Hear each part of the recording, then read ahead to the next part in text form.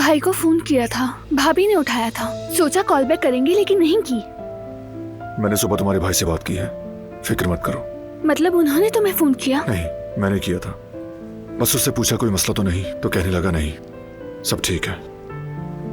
बहुत शुक्रिया, तुमने इतना सोचा, यही बहुत बड़ी बात है।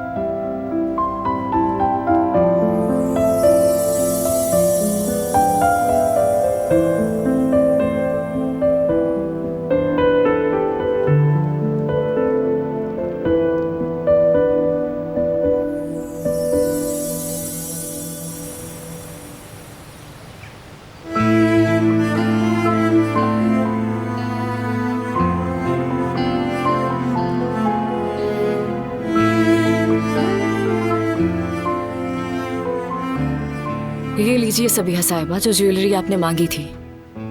थैंक्स रिवा।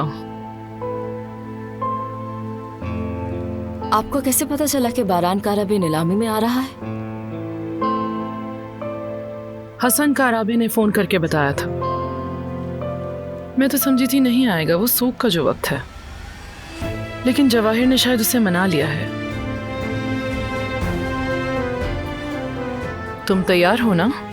जी मैं तैयार हूँ। लेट नहीं होना चाहिए।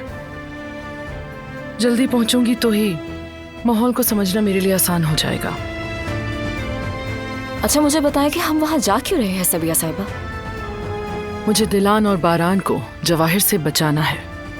उनके आसपास रहूंगी तो मुझे अंदाजा हो जाएगा कि जवाहिर क्या सोच रहा है।